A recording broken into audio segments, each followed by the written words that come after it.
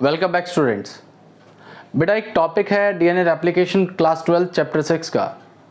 हम उस टॉपिक को इस वीडियो में पढ़ने वाले हैं। तो देखिए ध्यान से समझिएगा। डीएनए रेप्लिकेशन का सबसे पहले मतलब जान लीजिए। तो डीएनए रेप्लिकेशन के मेन मैकेनिज्म को स्टार्ट करने से पहले आपको central dogma of molecular biology समझना बहुत ज़रूरी है। बेटा सेंट्रल डॉग्मा का मतलब क्या है और इस सेंट्रल डॉग्मा टर्म को किसने दिया था? तो it was given by Francis Crick. इसको फ्रांसिस क्रिक ने दिया था। And according to central dogma of molecular biology, बेटा अगर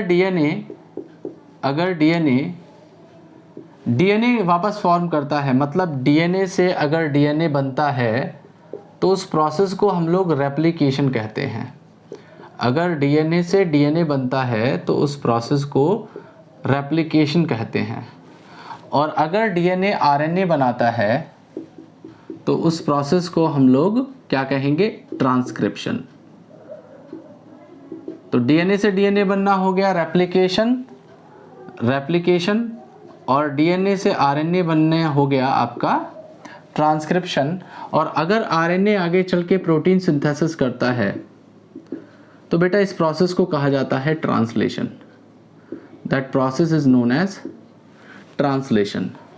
तो इसका एक मैं आपके सामने ओवरव्यू बना रहा हूँ कि जैसे ये एक सेल है, ध्यान से समझिएगा। ये एक सेल है, यहाँ पे मैं एक यूकैरियोटिक सेल बना रहा हूँ। तो ये न्यूक्लियस है। तो न्यूक्लियस के अंदर यहाँ पे मैं एक क्रोमोसोम के रेस्पेक्ट में बात कर रहा हूँ, मतलब मैं डीएनए बना रहा हूँ बेसिकली आपके लिए। तो यहाँ पे डीएनए से अगर डीएनए बनता है तो वो कहाँ पे होगा? Inside the nucleus. और डीएनए से अगर आरएनए बनता है तो वो भी कहाँ होगा? आपके न्यूक्लियस के अंदर। तो आपका पहला प्रोसेस यहाँ पे हो गया क्या? रेप्लिकेशन। पहला प्रोसेस हो गया रेप्लिकेशन और दूसरा प्रोसेस हो गया यहाँ पे ट्रांसक्रिप्शन। तो ये दोनों ही प्रोसेस कहाँ पे हुए? ये दोनों के दोनों प्रोसेस आपके न्यूक्लियस के अंदर हुए। ये दोनों ही प्रोसेस आपके न्यूक्लियस के अंदर हुए। अब आरएनए सिंथेसाइज होने के बाद में बेसिकली क्या करता है? ट्रांसपोर्ट हो जाता है साइटोप्लाज्म में। और साइटोप्लाज्म में ट्रांसपोर्ट होने के बाद यहाँ पे प्रेजेंट होते हैं राइबोसोम्स, जिनकी मदद से यहाँ पे आपका प्रोटीन सिंथेसिस की जाती है। तो प्रोटीन सिंथेसिस करने के प्रोसेस को, जिसमें आरएनए के ऊपर जो जेनेटिक कोड होते हैं उनको स्पेसिफिकली एक हमारे राइबोसोम्स आते हैं और टीआरएनए आता है। और जिस तरीके की इंफॉर्मेशन ये लेके आते हैं जेनेटिक कोड की फॉर्म में, उस तरीके से एक प्रोटीन की चेन को सिंथेसाइज कर दिया जाता है। तो यहाँ पे थर्ड प्रोसेस होता है बेटा, जिसे हम लोग ट्रांसलेशन कहते हैं। जिस प्रोसेस को हम लोग ट्रांसलेशन कहते हैं। और ट्रांसलेशन इकलौता प्रोसेस है। यहाँ पे देखिए ये दोनों प्रोसेस न्यूक्लियस में हुए, तो ट्रांसलेशन आपका साइटोप्लाज्म में होगा। ट्रांसलेशन आपका साइटोप्लाज्म में होगा। भाई ये मैंने यूकैरियोटिक सेल की बात की है। यूकैरियोटिक सेल की बात की है क्योंकि यूकैरियोट्स के अंदर वेल डेवलप्ड न्यूक्लियर मेम्ब्रेन होती है। लेकिन अगर आप प्रोकैरियोट्स की बात करेंगे तो प्रोकैरियोट्स में बहुत चेंज आ जाएगा इन प्रोसेस में। वहाँ पे जो ट्रांसक्रिप्शन ट्रांसलेशन है वो कपल्ड प्रोसेस होता है, जिसे को ट्रांसक्रिप्शन ट्रांसलेशन कहते हैं। उसकी बात मैं कभी दूसरी वीडियो में करूँगा, बताऊँगा कि क्या डिफरेंस होगा। अभी हम लोग मेनली फोकस करते हैं कि डीएनए रेप्लिकेशन का मतलब क्या होता है। तो ध्यान से समझिएगा भाई, हमें बात करनी है यहाँ पे सबसे पहले मैकेनिज्म की, जिसे मैं रेप्लिकेशन कह रहा हूँ। ट्रांसक्रिप्शन की बाद में बात करेंगे, उसके बाद ट्रांसलेशन की बात करेंगे। शायद ट्रांसलेशन की एक वीडियो मैंने आपकी इस पे यूट्यूब चैनल पे डाल रखी है, इसी विक्ट्री ग्रुप में। तो देखिए यहाँ पे मैं रेप्लिकेशन की बात करता हूँ। अब रेप्लिकेशन होगा कब? रेप्लिकेशन स्टार्ट कब होगा? तो देखिए भाई, अगर मैं यूकैरियोट्स की बात करूं तो डीएनए रेप्लिकेशन होता है during S phase of cell cycle. मैं लिख दे रहा हूं S phase of cell cycle. अगर आपने 11th क्लास में chapter number 10 cell cycle and cell division ढंग से पढ़ा है तो आपको मेरी बात थोड़ी सी समझ में आ रही होगी।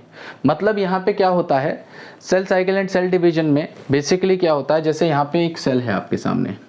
भाई सेल के पास एक जेनेटिक मटेरियल है, फॉर एग्जांपल दिस।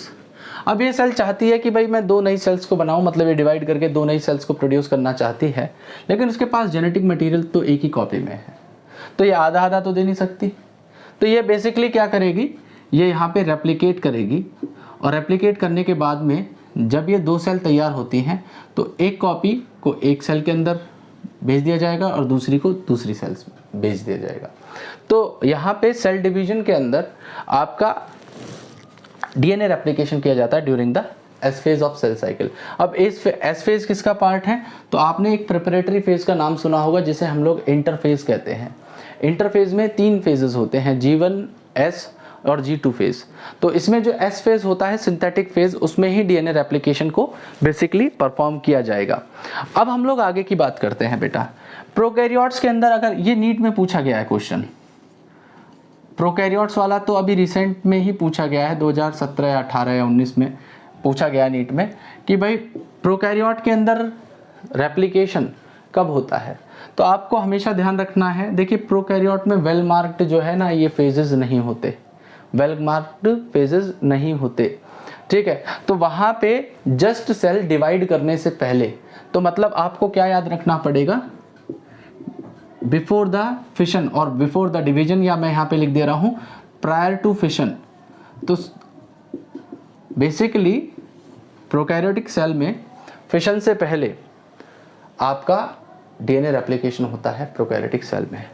अब बात ये कर लेते हैं कि डीएनए रेप्लिकेशन का नेचर क्या होता है, इसका नेचर क्या होता है।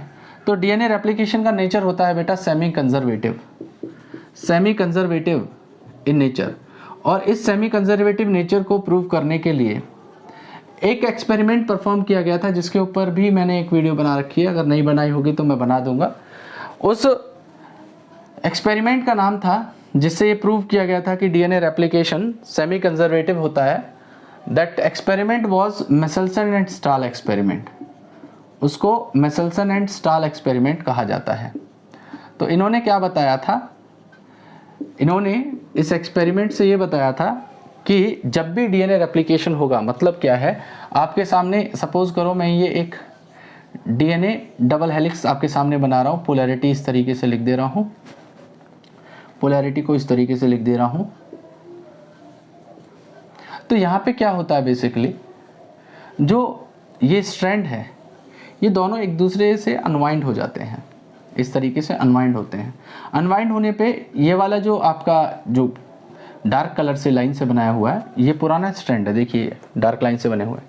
ये बेसिकली क्या करेगा, इसके कॉम्प्लीमेंट्री डीएनए पॉलीमरेज नाम का एक एंजाइम होता है, वो एक नया स्ट्रैंड बना देता है, जिसे डॉटर या नॉन पेरेंटल स्ट्रैंड कह रहा हूँ, और इसके कॉम्प्लीमेंट्री एक और स्ट्रैंड बना लेता है, ठीक है।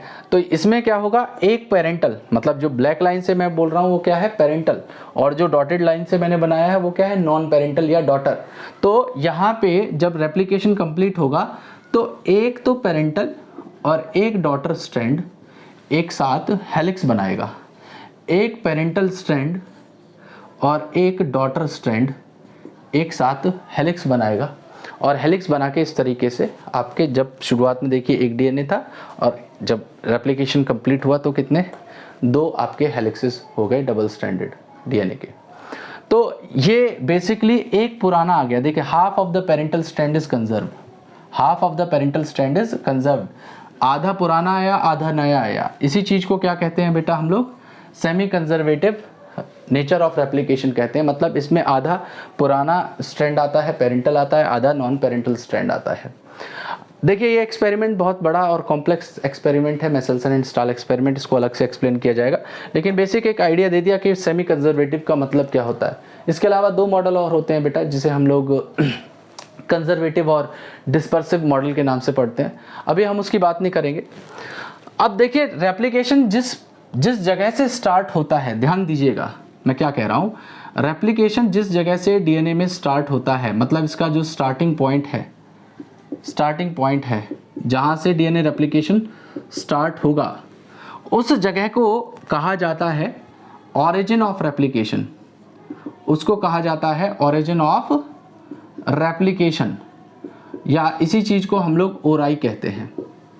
तो बेटा ऑरिजिन ऑफ रेप्लिकेशन हमारे प्रोकैरियोट्स के अंदर ऑरिजिन ऑफ रेप्लिकेशन केवल सिंगल प्रेजेंट होता है, single origin of replication present होता है। और यूकैरियोट्स के अंदर ये सेवरल थाउजेंड तक हो सकते हैं, मतलब मल्टीपल हैं, बहुत सारे हैं। कारण क्या है? प्रोकैरियोट्स के अंदर सिंगल ओरिजिन होने का और यूकैरियोट्स के अंदर बहुत सारे ओरिजिन ऑफ रेप्लिकेशन होने का। देखिए, इसको आप इस तरीके से समझ सकते हैं कि देखिए प्रोकैरियोट्स हैं, ऑलरेडी प्रिमिटिव हैं, उनकी कॉम्प्लेक्सिटी इतनी है नहीं, बाकी जेनेटिक मटेरियल भी इतना ज़्यादा कॉम्प्लेक्स नहीं होता, बहुत छोटा होता है। तो छोटे से जेनेटिक मटेरियल को अगर एक पॉइंट से भी स्टार्ट किया जाएगा तो कम समय में उसको रेप्लिकेट करके कंप्लीट कर दिया जाएगा। लेकिन जो यूकैरियोट्स हैं वो कॉम्प्लेक्स हैं, उनकी सेल कॉम्प्लेक्सिटी भी ज़्यादा है और उनका जेनेटिक मटेरियल भी काफ़ी कॉम्प्लेक्स है। मतलब उनके पास मैं कहूँ तो काफ़ी बड़ा जेनेटिक मटेरियल है। मतलब आप एक तरीके से ये समझिए कि भाई आपको एक तरफ तो एक कमरा बिल्ड करना है और आपको दूसरी तरफ एक बहुत बड़ी बिल्डिंग तैयार करनी है। तो एक कमरे को कंप्लीट करने के लिए आपको कम लेबर की ज़रूरत पड़ेगी, है ना। तो वो अगर एक पॉइंट से भी स्टार्ट करेंगे तो उसको जल्दी 1 या 2 दिन में कंप्लीट कर देंगे। लेकिन अगर आपको एक बिल्डिंग खड़ी करनी है तो आपको मल्टीपल पॉइंट से एक साथ काम स्टार्ट करना पड़ेगा। बहुत सारे अलग अलग तरीके के पर्सन होंगे जहाँ पे वो रोल प्ले करेंगे और उस बिल्डिंग को तैयार करने में हेल्प करेंगे। लेकिन अगर मल्टीपल पॉइंट से स्टार्ट किया जाए, लेकिन अगर वही 1 या 2 लेबर्स की मदद से आप उस बिल्डिंग को तैयार करने की कोशिश करेंगे तो it is not possible, it will take a very long time. ठीक है, तो इसीलिए मल्टीपल पॉइंट से एक साथ डीएनए रेप्लिकेशन स्टार्ट किया जाता है यूकैरियोट्स के अंदर, और प्रोकैरियोट्स के अंदर केवल एक पॉइंट से डीएनए रेप्लिकेशन को स्टार्ट किया जाएगा। हाँ जी, तो ध्यान दीजिएगा कि रेप्लिकेशन का जो प्रोसेस है वो स्टार्ट कैसे होगा। रेप्लिकेशन स्टार्ट कैसे होगा, तो मैंने अभी आपको बताया था कि जिस पॉइंट से वो स्टार्ट होता है उसे बेटा हम लोग ओरिजिन ऑफ रेप्लिकेशन कहते हैं, उसे हम लोग ओरिजिन ऑफ रेप्लिकेशन कहते हैं। तो ध्यान दीजिएगा कि भाई आपके पास ये एक डबल स्ट्रैंडेड डीएनए है, ये एक डबल स्ट्रैंडेड डीएनए है। ठीक है, मैं पोलैरिटी लिख रहा हूँ, इसकी पोलैरिटी लिखना बहुत ज़रूरी है, पोलैरिटी लिखना बहुत ज़्यादा ज़रूरी है। ये 3 प्राइम 5 प्राइम टू 3 प्राइम, ये 3 to 5 अपोजिट है। अब सपोज़ ये वाला जो पॉइंट था ये था इसका ओरिजिन या ओराई, ओरिजिन ऑफ रेप्लिकेशन। तो यहाँ पे जो ओरिजिन साइट है उस जगह से रेप्लिकेशन होना स्टार्ट होगा। तो इसमें क्या होता है बेटा, एक सबसे पहले एंजाइम आता है, उसका नाम होता है हेलिकेज। हेलिकेज क्या करता है, इस डीएनए डबल हेलिक्स को ओपन कर देता है। मतलब यहाँ पे ये क्या करेगा, अनवाइंड कर देगा, it will unwind the DNA double helix, मतलब इसको खोल देगा स्ट्रक्चर को बेसिकली। तो खोलेगा किस तरीके से, ध्यान दीजिएगा। यहाँ पे ये कुछ इस तरीके से ये ओपन हो जाएगा स्ट्रक्चर। अब ओपन हो गया, आप ये सपोज करो आपके पास 2 वायर हैं, उन दोनों वायर्स को आपने क्या किया, बीच में से पकड़ के ऐसे खोल दिया। तो जो इतने पार्ट में टर्न्स रहे होंगे वो टर्न्स मतलब कॉइलिंग वो दोनों साइड में शिफ्ट हो गई, दोनों साइड में वो टर्न्स या कॉइलिंग शिफ्ट हो गई। तो जब ये टर्न्स दोनों साइड में शिफ्ट हुई तो दोनों एंड पे क्या हो जाएगी बेटा, यहाँ पे ओवर वाइंडिंग हो जाएगी या ओवर कॉइलिंग हो जाएगी। तो इस ओवर वाइंडिंग को हटाने के लिए एक एंजाइम होता है जो दूसरे नंबर पे आता है, उसको कहते हैं बेटा हम लोग टोपोआइसोमरेज। ये टोपोआइसोमरेज एंजाइम बेसिकली क्या करता है, ये रिमूव करता है, it will remove the over winding का मतलब क्या है, जो ये सुपर कॉइलिंग हुई है दोनों साइड में, ज़्यादा कॉइल हो चुका है। तो ये क्या करेगा, टोपोआइसोमरेज आएगा, एक स्ट्रैंड में कट करेगा, उसको स्विल करेगा, मतलब ये जब ओवर कॉइलिंग हो रखी है उस कॉइल को खोल देगा और खोलने के बाद फिर से इनको बाइंड करवा देता है। तो ये क्या करेगा, रिमूव कर देगा ओवर बाइंडिंग को। पहले ने क्या किया, अनवाइंड किया था डीएनए डबल हेलिक्स को, खोला था डीएनए डबल हेलिक्स को, और अब जब ये स्ट्रक्चर ये टोपोआइसोमरेज इसके ऊपर एक्शन ले लेगा तो यहाँ पे क्या होगा, ये स्ट्रक्चर कुछ इस तरीके से आपके सामने देखने के लिए मिलेगा। ये स्ट्रक्चर कुछ इस तरीके से आपके सामने देखने के लिए मिलेगा। तो मैं यहाँ पे लिख दे रहा हूँ इसकी पोलैरिटी को, इसकी पोलैरिटी को मैं लिख दे रहा हूँ ये। अब देखिए आपके सामने ये टोपो आइसोमरेज ने लिया है और ओवर वाइंडिंग को रिमूव कर दिया और दोनों स्ट्रैंड को स्ट्रेट कर दिया। अब दोनों स्ट्रैंड स्ट्रेट हो चुके हैं। तो अब एक बात सुनिएगा ध्यान से भाई, मैं इसको जो ये लूप बना है इसको मैं आधे आधे पार्ट में डिवाइड कर दे रहा हूँ, 2 हिस्सों में डिवाइड कर दे रहा हूँ। तो जो प्रोसेस बेटा इस तरफ होगा वही प्रोसेस इस तरफ भी होगा, या जो प्रोसेस इधर होगा वो प्रोसेस इधर भी होगा। तो हम क्या करते हैं, एक साइड को, एक हाफ को, इतने पार्ट को यहाँ पे ड्रॉ कर लेते हैं जहाँ से आपकी एनसीईआरटी स्टार्ट करती है। तो यहाँ पे आपको क्या मिलेगा, एक इस तरीके का स्ट्रक्चर मिलेगा जिसे हम लोग रेप्लिकेशन फॉर्क कहेंगे। It is known as replication fork बेटा। तो इसकी पोलैरिटी फिर से लिख दे रहा हूँ मैं, ये आपकी रेप्लिकेशन फॉर्क है। तो ये जो आपके सामने वाई शेप स्ट्रक्चर बन के आया है, एनसीईआरटी बोलती है आपकी it is a Y shape structure which is known as replication fork. अब ये जो रेप्लिकेशन फॉर्क है बेटा, ये फिर से एक दूसरे के साथ जुड़ सकते हैं। मतलब ये जो हेलिक्स ऐसे करके खुला हुआ है अभी, ये तो भाई यहाँ पे भी नाइट्रोजनस बेस लगे हुए हैं, यहाँ पे भी नाइट्रोजनस बेस लगे हुए हैं भाई, वो आपस में बॉन्डिंग कर सकते हैं, फिर से इस तरीके के क्लोज स्ट्रक्चर को फॉर्म करेंगे। मतलब जो पिछले काम हुआ है हेलिकेज ने, टोपो आइसोमरेज ने, वो सारी मेहनत बेकार होगी, सारी एनर्जी खराब हो जाएगी। तो इसको इसी तरीके से ओपन स्ट्रक्चर में किस तरीके से रखा जा सकता है, तो इसके लिए यहाँ पे एक एंजाइम या कुछ प्रोटीन्स कह लीजिए जिन्हें हम लोग एसएसबी प्रोटीन कहते हैं, ये एसएसबी प्रोटीन का मतलब होगा सिंगल स्ट्रैंडेड बाइंडिंग प्रोटीन। ये सिंगल स्ट्रैंडिंग बाइंडिंग प्रोटीन क्या करेंगी, यहाँ पे आके बाइंड कर जाएंगी और इस रेप्लिकेशन फॉर्क को, इस वाई शेप स्ट्रक्चर को स्टेबलाइज करती हैं। तो यहाँ पे क्या होगा, ये स्टेबलाइज करेंगे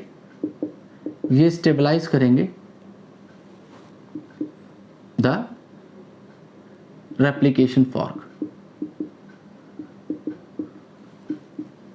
और क्या है ये, बेसिकली ये थे आपके एसएसबी प्रोटीन और इन्हें हम लोग क्या कह सकते हैं, single stranded binding protein, single stranded binding protein इन्हें हम लोग नाम देंगे। तो ये कुछ इस तरीके का स्ट्रक्चर आपके सामने बन जाएगा। अब मेन मैकेनिज्म बेटा अब शुरू होता है, काफ़ी कॉम्प्लिकेटेड प्रोसेस है, तो उसे आप समझिएगा। मैं इसको यहाँ से मिटा दे रहा हूँ क्योंकि काफ़ी स्पेस की रिक्वायरमेंट होगी मुझे।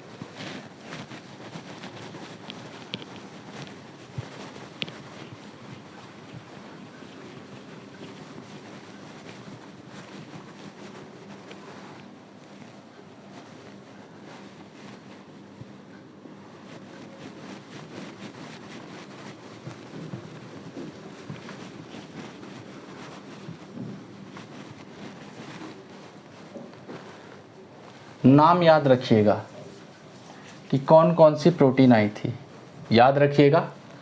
सबसे पहला जो आया था उसको मैंने कहा था हेलिकेज ने एक्शन लिया डीएनए डबल हेलिक्स पे। दूसरे नंबर पे आया बेटा टोपो आइसोमरेज। तीसरे नंबर पे आ गया एसएसबी प्रोटीन। अभी बहुत सारी और एंजाइम्स वर्क करने वाले हैं, सबके नाम आपको सीक्वेंस से, सबके फंक्शंस पता होने चाहिए। तो देखिए मैं फिर से रेप्लिकेशन फॉर्क को आपके सामने बना दे रहा हूँ, और इसके अंदर किस तरीके से आगे का प्रोसेस किया जाएगा ध्यान दीजिएगा।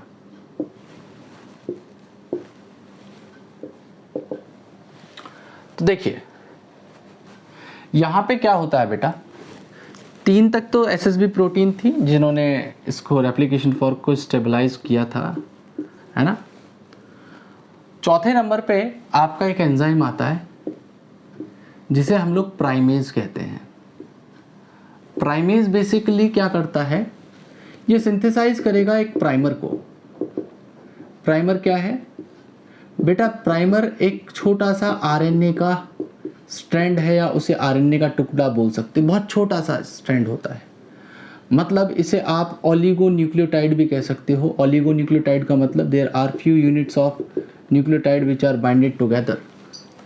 तो यहाँ पे जो प्राइमर सिंथेसाइज किया जाता है ये प्राइमेज करेगा, और प्राइमर जो होगा वो इतने पार्ट के, मतलब जितना बड़ा प्राइमर है वो उसके अपोजिट जो स्ट्रैंड है यहाँ पे ये वाला, इसके कॉम्प्लीमेंट्री होगा। कॉम्प्लीमेंट्री होने का मतलब क्या है? अगर यहाँ पे एडेनिन है तो इसके अंदर थाइमिन होगा, अगर इसके अंदर ग्वानिन है तो इसके अंदर साइटोसिन होगा, या यहाँ पे साइटोसिन है तो यहाँ पे ग्वानिन होगा। इस तरीके से इस स्ट्रैंड के कॉम्प्लीमेंट्री बेटा ये होता है। आगे की बात ध्यान से समझिएगा कि आगे क्या होगा। तो प्राइमेज ने एक प्राइमर को तो यहाँ पे लगा दिया जिसे मैंने आरएनए प्राइमर कहा था, और मल्टीपल प्राइमर को वो इस डायरेक्शन में लगा देगा। मल्टीपल प्राइमर इधर लगा दिए गए। अब क्या होता है?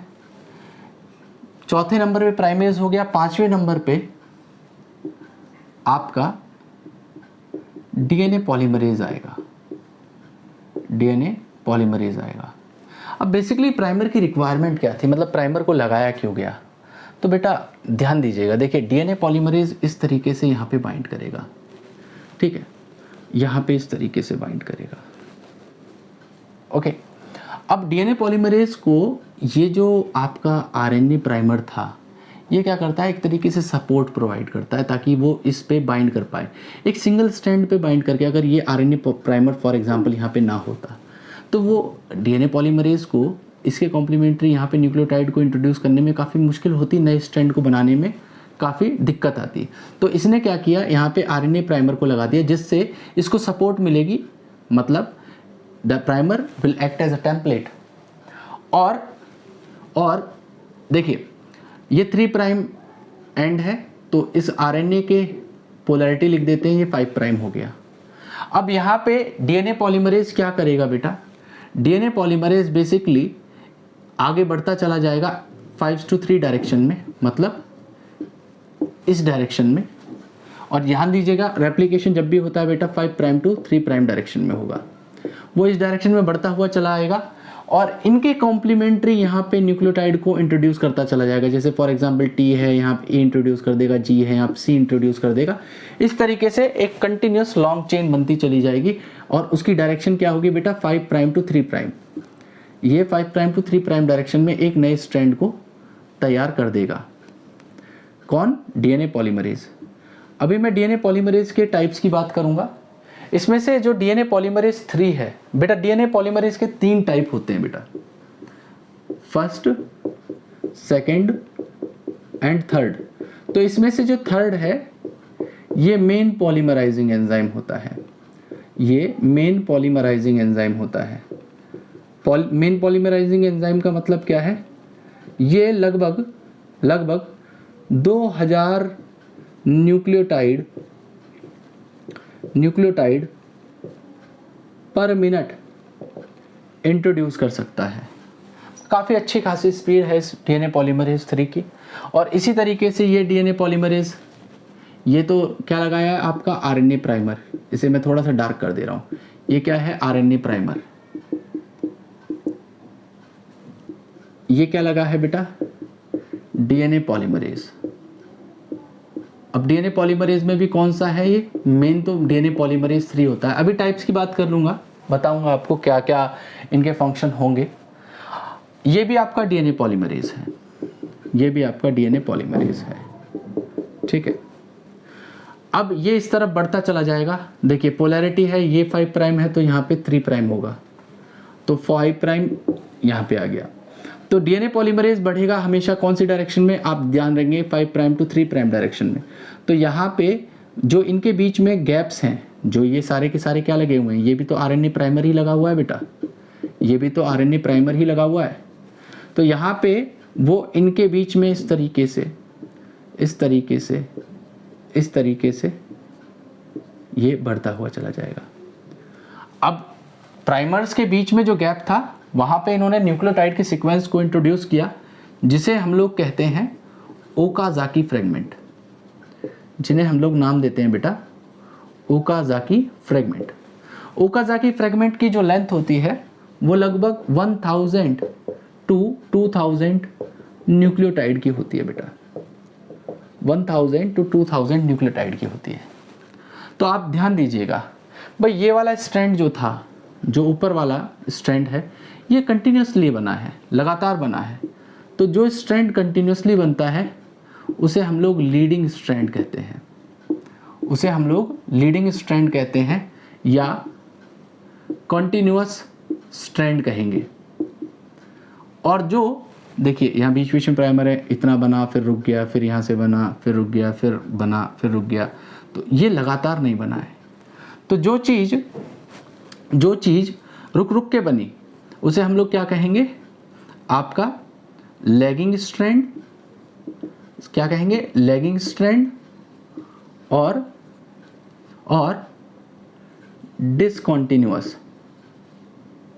Discontinuous strand. तो एक लगातार बना है, एक रुक रुक के बना है। जो लगातार बना वो लीडिंग स्ट्रैंड या कंटिन्यूअस स्ट्रैंड, जो रुक रुक के बना वो लैगिंग स्ट्रैंड या डिसकंटिन्यूअस स्ट्रैंड।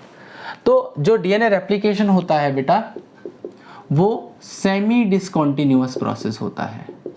क्या होता है, सेमी डिसकंटिन्यूअस प्रोसेस होता है। सेमी डिसकंटिन्यूअस का मतलब क्या है कि एक तो डिसकंटिन्यूअसली बन रही है, एक कंटिन्यूअसली बन रही है, इसलिए सेमी डिसकंटिन्यूअस प्रोसेस कहा जाएगा। तो मैंने क्या बताया कि डीएनए रेप्लिकेशन, मैंने पहले चीज बताई थी कि वो एक सेमी कंजर्वेटिव मेथड भी है और सेमी डिसकंटिन्यूअस प्रोसेस का मतलब आपको समझ में आ गया होगा। इससे रिलेटेड भी नीट में क्वेश्चन आपको देखने के लिए मिलेंगे। तो अब एक चीज़ बताइए, ये स्ट्रैंड बन तो गए लेकिन आरएनए प्राइमर अभी भी लगे हुए हैं।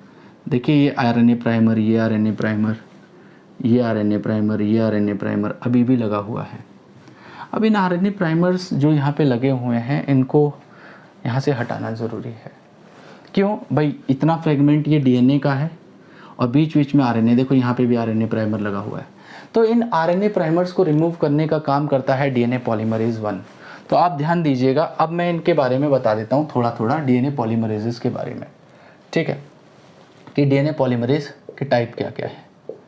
तो सबसे पहला मैं बता रहा हूँ डीएनए पॉलीमरेज टाइप 1 के बारे में। डीएनए पॉलीमरेज टाइप 1 को बेटा हम लोग कोरनबर्ग एंजाइम कहते हैं, इसे हम लोग कोरनबर्ग एंजाइम कहते हैं।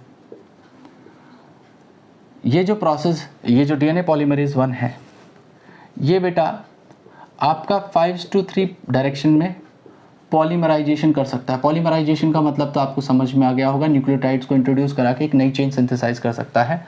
और बाकी इसके पास बेटा दोनों डायरेक्शन में 3:5 डायरेक्शन में एंड 5:3 डायरेक्शन में, दोनों डायरेक्शन में इसके पास एक एक्टिविटी होती है जिसे हम लोग एक्सोन्यूक्लियस एक्टिविटी कहते हैं। अब ये जो एक्सोन्यूक्लियस एक्टिविटी है, एक्सोन्यूक्लियस बेसिकली क्या होता है, न्यूक्लियस वो एंजाइम है जो डीएनए को कट कर सकते हो। तो एक्सोन्यूक्लियस और एंडोन्यूक्लियस दो तरीके के एंजाइम होते हैं। एंडोन्यूक्लियस वो होते हैं जो डीएनए के बीच में से कट करते हैं, एक्सोन्यूक्लियस वो होंगे जो बाहर से कट करेंगे। तो यहाँ पे जो एक्सोन्यूक्लियस एक्टिविटी है और प्राइमर्स को रिमूव करने के लिए चाहिए बेटा, वो है 5:3 एक्सोन्यूक्लियस एक्टिविटी। 5:3 एक्सोन्यूक्लियस एक्टिविटी, ये जो 5:3 एक्सोन्यूक्लियस एक्टिविटी है ये रिक्वायर्ड होती है फॉर द प्राइमर रिमूवल,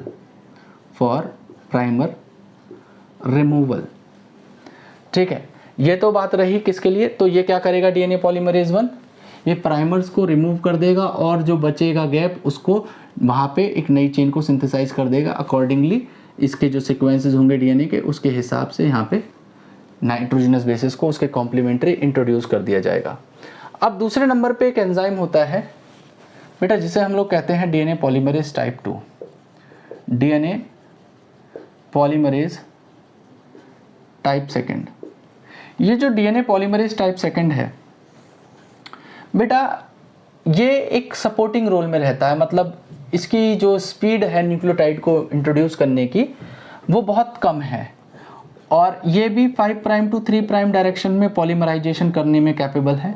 हालांकि जितने भी आपके डीएनए पॉलीमरेजेस हैं वो सब के सब 5 प्राइम टू 3 प्राइम डायरेक्शन में ही पॉलीमराइजेशन करेंगे बेटा। तो 5 प्राइम टू 3 प्राइम डायरेक्शन में पॉलीमराइजेशन करेगा ये, और इसकी जो पॉलीमराइजेशन स्पीड है, जो इसकी पॉलीमराइजेशन स्पीड है वो बहुत स्लो है, वेरी स्लो। कितनी होगी? लगभग ये 50 न्यूक्लियोटाइड पर सेकेंड इंट्रोड्यूस कर पाएगा बेटा। ठीक है, 50 न्यूक्लियोटाइड पर सेकेंड इंट्रोड्यूस करेगा। तो इसकी वजह से इसका कोई मेन रोल नहीं होता, ये एक सपोर्टिंग एंजाइम है, सपोर्टिंग एंजाइम है।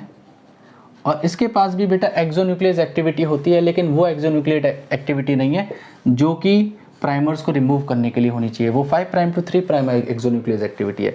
इसके पास कौन सी होगी? इसके पास बेटा 3 prime to 5 prime exonuclease activity होती है। ठीक है, 5 prime to 3 prime exonuclease activity केवल और केवल डीएनए पॉलीमरेज 1 के पास है। अब तीसरे वाला एंजाइम होता है बेटा जिसे हम लोग कहते हैं डीएनए पॉलीमरेज टाइप 3। ये जो डीएनए पॉलीमरेज टाइप 3 है, ये भी पॉलीमराइजेशन करेगा 5 प्राइम टू 3 प्राइम डायरेक्शन में, पॉलीमराइजेशन करने में कैपेबल है। इसकी जो पॉलीमराइजेशन स्पीड है ये काफ़ी अच्छी होती है, ये लगभग 1000 न्यूक्लियोटाइड पर मिनट इंट्रोड्यूस कर सकता है, और यही हमारा मेन पॉलीमराइजिंग एंजाइम है, मेन पॉलीमराइजिंग एंजाइम होता है डीएनए पॉलीमरेज में। बाकी इसके पास भी 3:5 एक्सोन्यूक्लियस एक्टिविटी होती है, एक्सोन्यूक्लियस एक्टिविटी होगी। अब क्या होगा, ये प्राइमर्स हटा दिए जाएंगे यहाँ से, और डीएनए पॉलीमरेज 1 यहाँ पे न्यूक्लियोटाइड को इंट्रोड्यूस कर देगा, और ये एक बिल्कुल प्रॉपर स्ट्रैंड बन जाएगा। तो ये तो इस डायरेक्शन में बढ़ता हुआ चला जाएगा आगे। ये वाला जो स्ट्रैंड है ये इस तरफ सिंथेसाइज होता हुआ आएगा, और ये उस वहाँ तक जाएगा जहाँ तक, देखिए मैंने आपको क्या बताया कि मल्टीपल पॉइंट से स्टार्ट होता है, तो कई पॉइंट से स्टार्ट हुआ होगा ये प्रोसेस, मतलब पीछे से कोई चेन सिंथेसाइज होते हुए यहाँ पे आ रही होगी ऐसे करके, फिर ये एक दूसरे ओरिजिन तक पहुँचेगी। तो ये जो प्रोसेस है कई ओरिजिन से साइमल्टेनियसली एक साथ स्टार्ट हुआ। तो यहाँ पे ये वाला वहाँ तक जाएगा जहाँ पे कोई नया, जहाँ तक एक मतलब इससे प्रीवियसली कोई ओरिजिन है उसने भी तो सिंथेसाइज करना शुरू किया होगा, डीएनए रेप्लिकेशन करना शुरू किया होगा, तो वहाँ से वहाँ तक एक बन गया होगा, फिर जो बचा हुआ वो इसने कवर कर दिया, फिर पीछे से होते हुए ये जो आपका डीएनए पॉलीमरेज है वो इस तरीके से एक्टिविटी करता हुआ आया होगा, और ये आगे बढ़ता हुआ चला जाएगा। मतलब फाइनली क्या होगा आपका, भाई इसके कॉम्प्लीमेंट्री ये स्ट्रैंड, इसके कॉम्प्लीमेंट्री ये स्ट्रैंड तैयार हो गया। मतलब क्या था, आपके पास पहले 2 थे, इसके कॉम्प्लीमेंट्री ये तैयार हुआ, इसके कॉम्प्लीमेंट्री ये तैयार हुआ, तो आपके पास फाइनली क्या हो गए, ये इसके साथ हेलिक्स बना लेगा बॉन्डिंग करके, और ये वाला, ये जो नया वाला डॉटेड मैं बना रहा हूँ, ये क्या है आपका नया स्ट्रैंड है, डॉटर स्ट्रैंड है, इसके साथ हेलिक्स बना लेगा। तो एक आपके डीएनए डबल हेलिक्स से 2 डीएनए डबल हेलिक्स यहाँ पे तैयार हो गए। तो ये आपका पूरा प्रोसेस होता है डीएनए रेप्लिकेशन का इनसाइड द ऑर्गेनिज्म। हालांकि प्रोकैरियोट और यूकैरियोट्स में बेटा डीएनए पॉलीमरेज के टाइप अलग होते हैं। ये जो डीएनए पॉलीमरेज टाइप 1 है, टाइप 2 है और टाइप 3, ये प्रोकैरियोट्स के अंदर बोला जाता है। यूकैरियोट्स के अंदर डीएनए पॉलीमरेज के टाइप क्या क्या होंगे ध्यान दीजिएगा। यूकैरियोट्स के अंदर डीएनए पॉलीमरेज के जो टाइप होते हैं वो होंगे बेटा, डीएनए पॉलीमरेज के टाइप होंगे alpha, beta, gamma, delta and eta. ठीक है, ये आपके टाइप्स हैं डीएनए पॉलीमरेज के यूकैरियोट्स में। DNA polymerase type 1, type 2 and type 3 ये किसके अंदर होते हैं, ये होते हैं बेसिकली आपके प्रोकैरियोट्स के अंदर। अब एक क्वेश्चन ये पूछा जाता है कि भाई डीएनए रेप्लिकेशन हो और डीएनए रेप्लिकेशन होने के बाद में कैरियोकाइनेसिस भी हो लेकिन साइटोकाइनेसिस ना हो, तो ऐसी कंडीशन में क्या होता है, पॉलीप्लॉइडी हो सकती है। ठीक है, ये वाली बात आपको बुक में कहीं पे पढ़ने के लिए मिल सकती है। मतलब क्या होगा कि भाई ये एक सेल है, ये एक सेल है, इस सेल के अंदर क्या हुआ कि भाई आपका यहाँ पे डीएनए रेप्लिकेशन हुआ, न्यूक्लियर डिवीजन होता चला जा रहा है, न्यूक्लियर डिवीजन होता चला जा रहा है लेकिन साइटोप्लाज्म डिवाइड नहीं कर रहा। तो यहाँ पे क्या हो सकता है, मल्टी न्यूक्लिएटेड कंडीशन एक सेल में आपको मिल सकती है देखने के लिए। ठीक है, तो अगर साइटोकाइनेसिस नहीं हो रहा तो ऐसी कंडीशन में तो बेटा इसे हम लोग सिनोसिटिक सेल कह देते हैं।